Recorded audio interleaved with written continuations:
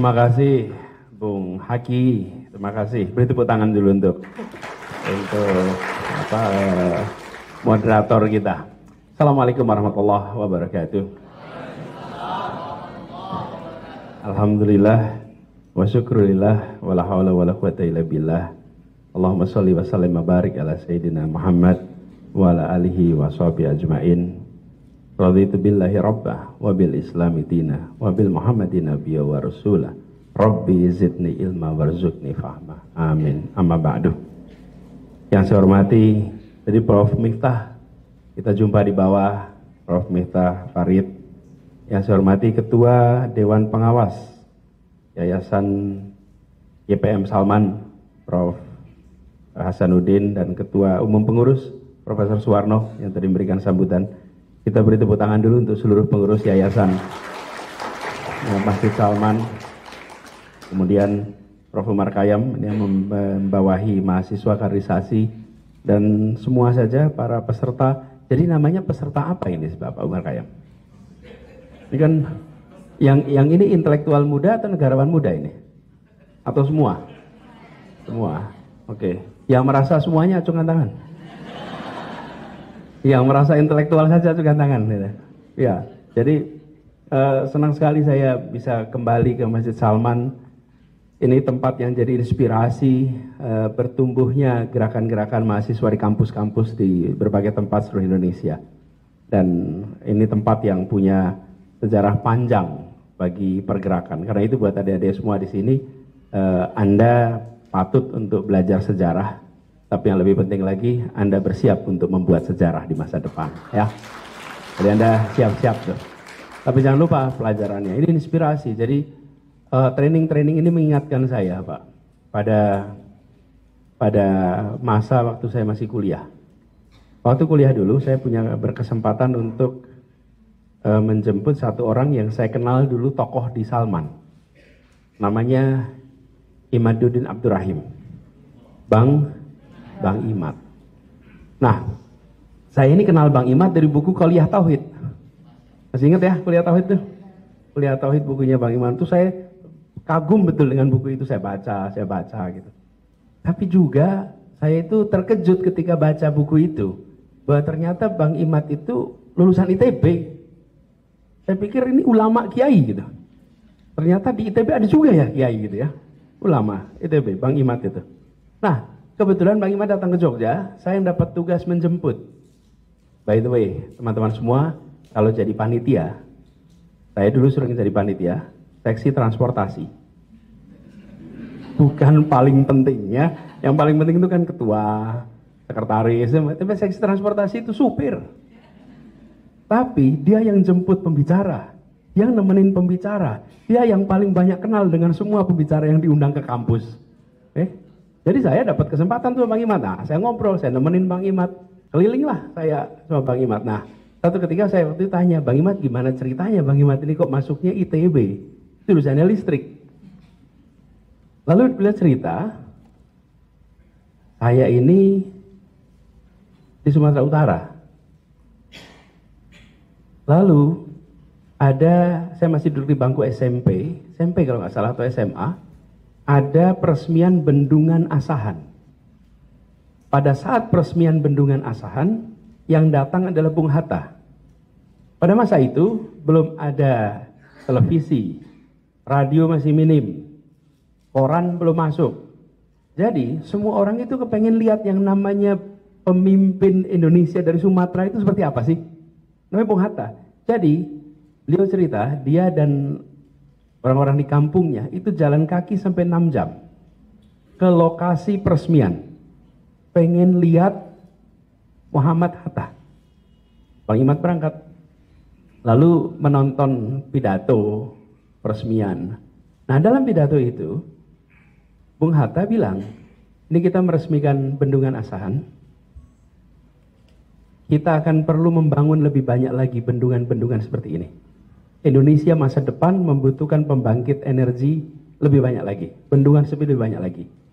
Dan beliau katakan ini, Indonesia akan membutuhkan insinyur-insinyur listrik yang banyak di masa depan. Lalu apa kata Bang Imat? Semua anak muda pulang kampung pengen jadi insinyur listrik. Karena kata-kata Bung Hatta. Dan itu sebabnya lalu Bang Imat katanya berangkat ke Jakarta, ke Bandung, ambil jurusan listrik, kata Bung Hatta. Walaupun sesudah perjalanan katanya kurang cocok. Jadi akhirnya pindah bidang gitu. Tapi saya mendengar cerita itu, kemudian reflektif aja. Segitunya ya. Apa ya segitunya? Bayangkan, Bung Hatta itu profesinya apa itu? Kalau ditanya hari ini, profesinya apa Bung Hatta ini? Politisi, oke? Okay? Yang dijauhi orang hari ini itu loh. Lah iya, politisi pidato, semua mendengarkan dan semua mengatakan saya akan taati apa yang dikatakan. Tidak ada yang pulang itu sambil mikir, adiknya Bung Hatta usaha listrik apa ya? Adiknya Bung Hatta ikut tender di mana ya? Temannya Bung Hatta punya urusan pembangunan, nggak ada. Tidak ada satupun yang mendengar pidato Bung Hatta lalu membayangkan Bung Hatta lagi ngasih kode sama teman-temannya. Siap-siap proposal. Enggak. Bung Hatta lagi bicara. Dan anak-anak muda pulang pengen jadi insinyur listrik. Apa artinya? Ada kepercayaan tanpa syarat pada pemimpinnya. Itu yang harus kita kembalikan di Republik ini hari ini. Boleh tepuk tangan, enggak apa-apa. Itu yang harus dikembalikan, bagaimana pemimpin itu dipercaya dan kemudian rakyat bergerak bersama atas visi yang dimiliki oleh pemimpin. Pemimpin itu, Anda kan insya Allah pemimpin ini kan, betul ya? Kok kurang yakin gitu loh? Yakin? Dek, dua orang angkat kursi di sini, Dek. Ini kursi ini, Anda yang kucir dan belakangnya yang putih, ini berdua ini, kursi ini diangkat, pindahin ke sana nih, supaya tidak ada pembatas di antara kita. Ya, Anda angkat, pindahin ke situ.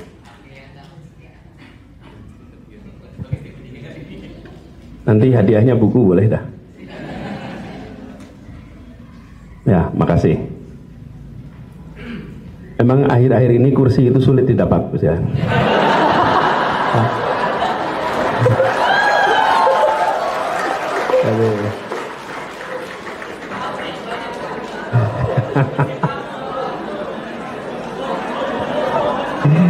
Jadi makanya kalau udah punya kursi jangan ditinggal ya. Nanti kursinya diambil orang. Jadi teman-teman sekalian, sampai mana tadi ngomong kursi? Kaki saya turun ya. Jadi teman-teman sekalian, itulah pemimpin. Nah, teman-teman di sini yang akan jadi intelektual muda, negarawan muda, entrepreneur muda, itu Anda akan jadi pemimpin. Anda adalah pemimpin, dan hari ini juga Anda memimpin. Apa kriteria utama pemimpin muda dibandingkan pemimpin tua? Apa, atau kira-kira gini, apa yang membuat Anda, seseorang ini disebut pemimpin? Tanggung jawab, bagus. Apalagi? Punya visi masa depan, oke. Mempengaruhi orang lain, jujur, bagus. Punya inovasi, semangat juang, tidak nepotisme. Waduh. Ada tuh nepotisme, tetap pemimpin tuh. Oke. Apalagi? Hah? Bisa membuat keputusan. Teman-teman, itu semua adalah pemimpin yang baik. Oke? Pertanyaannya bukan pemimpin yang baik itu seperti apa. Pertanyaannya apa yang membuat Anda disebut pemimpin? Sederhana, bila punya makmum. Iya teman-teman, Anda ke masjid nih, ada mihrabnya, ada sajadah imam.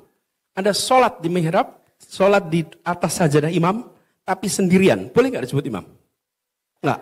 Jadi yang buat Anda disebut imam siapa? Mau begitu ada satu orang di belakang Anda, status Anda berubah jadi, ingat-ingat itu. Anda menjadi pemimpin hanya bila Anda diakui oleh orang lain sebagai pemimpin.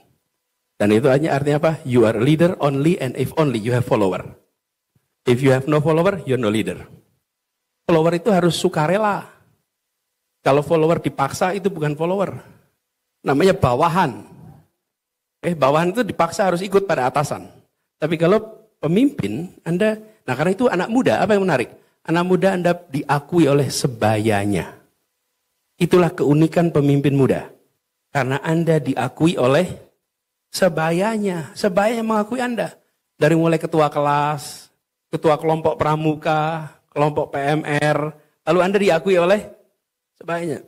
Pengurus masjid, itu semua adalah pengakuan. Nah, teman-teman sekalian, ke depan, teman-teman akan ketemu dengan situasi di mana ada ruang berkiprah yang panjang. Ini kalau saya baca di sini ada abdi negara muda, ada profesional muda, ada entrepreneur. Tadi saya minta minta disiapkan flip chart. Saya coba gambar di sini, teman-teman. Kenapa saya ingin obrolkan soal ini? Kalau disederhanakan, teman-teman. Kalau disederhanakan, wilayah yang mungkin akan Anda masuki,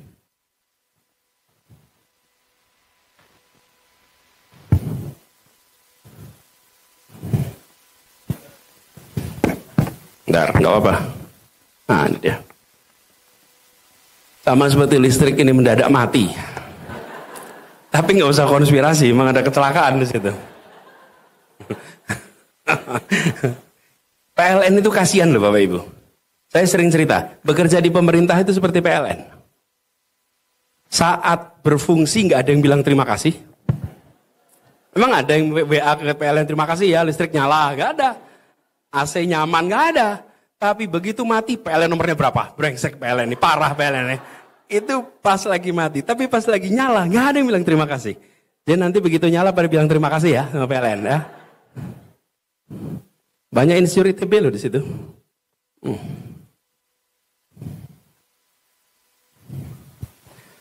Saya mencoba menggambarkan sebagai himpunan, bagaimana saya paling nggak cara kita memilah masyarakat. Ini adalah sektor pemerintahan, politik, demokrasi. Ini adalah sektor bisnis, sektor pasar, market atau ekonomi. Dan ini adalah sektor yang sulit diartikan, menggunakan istilah lain, saya menggunakan third sector, sektor ketiga. Ini sektor sosial, akademik, kampus. Nah, teman-teman sekalian, Anda akan ketemu dengan masa depan yang infinite. SD ke SMP, SMP ke SMA, SMA kuliah, itu ada opsinya. Dari SD saya mau pilih SMP mana. Dari SMP, SMA mana. Dari SMA, kampus mana. Setelah selesai kampus, apa? Ya. Paket datanya murah, di aplikasi GoPay selalu ada harga murah. Download dah. Mau cuci mobil siang-siang mager, takut aus. Mau keluar rumah juga mager, malas mandi. Bapak punya ide nih. Itu nggak lagi multiple choice. Itu open ended. Berapa tahun? Nggak ada ujungnya. Kuliah ada ujungnya, SMA ada ujungnya. Tapi begitu di sana nggak ada ujungnya, teman-teman. Nah, saya ingin membayangkan teman-teman semua memproyeksikan kira-kira ruang Anda akan di mana nih? Di wilayah bisnis ekonomi, di wilayah politik, pemerintahan, demokrasi, atau di ruang sektor ketiga. Ini akademik, sosial, NGO di sini. Nah, tapi ini tidak terpisah. Ada yang berada di tengah sini. Dan ada juga yang bisa mengerjakan tiga-tiganya di sini. Oke?